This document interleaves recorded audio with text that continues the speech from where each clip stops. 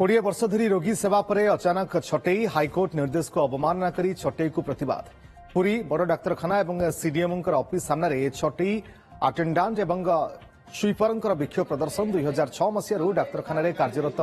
जिला स्वास्थ्य समितिर अटेंडांट्स और स्वीपर मानू हाइकोर्ट निर्देश को अवमानना करी बिना नोटिस रे गत 4 तारिख में सीडीएमओ छटई करथिबा अभियोग होईछि। एपरिक गला 2018 रु बिना दरमारे छटई कर्मचारी माने काम करथिबा अभियोग होईछि। एपरिक हाइकोर्ट निर्देश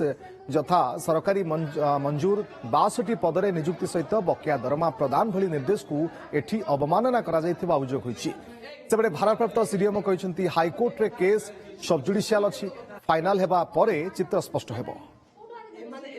माने राताराती पोस्टिंग हवा पे हैला ऑर्डर हैला तापर सकाळ गेला को ना तम्मान को रखा जोने आमे ए हॉस्पिटल रे देखो 18 वर्ष चाकरी गेला भीतर मोर 12 वर्ष जेल को भी होई बसली बिना पैसा खर्च एठी काम करी करी रोग आक्रांत कि जो रोगी मानक सेवा कलु बिना हाथ रे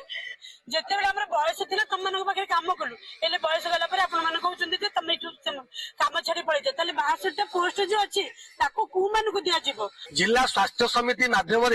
एठी अटेंडेंट ठू स्वीपर माने जिला हेडक्वार्टर हॉस्पिटल काम करी आछुंती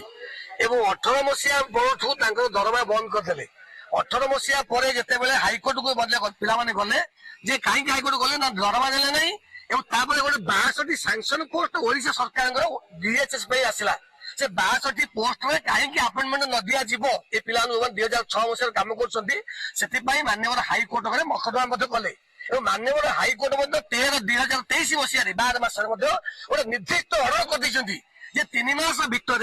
62 पोस्ट रे स्थायी नियुक्ति देवे एवं जो दरमा जहाँ बाकी अच्छे 18 मसीह आज पर्यटन दरमा गुड़िक देवे।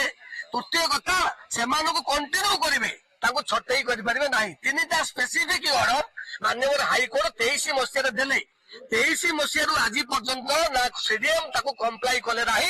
ना एडीएम कंप्लाई कले ना जो स्कीम टा जिते थिला से स्कीम गवर्नमेंट तरफ बंद हो जाइए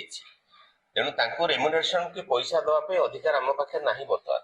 सेटा गवर्नमेंट जदि डिसीजन नब से हिसाब से केते जो आगुरु को डिफेक्टिव वे रे पोस्टिंग करथिले से माने तांको निज ईयर हो कि हमर स्टाफ कर किछि इनकोऑर्डिनेशन हो अटेंडेंस रजिस्टर करी कोर्ट ऑफ लॉ रे बर्तमान अछि। कोर्ट ऑफ लॉ रही कोर्ट भी जहाँ इंस्ट्रक्शन जिते गवर्नमेंट को दौची से अनुसार रेम्युनरेशन आसिले से दिया जीवो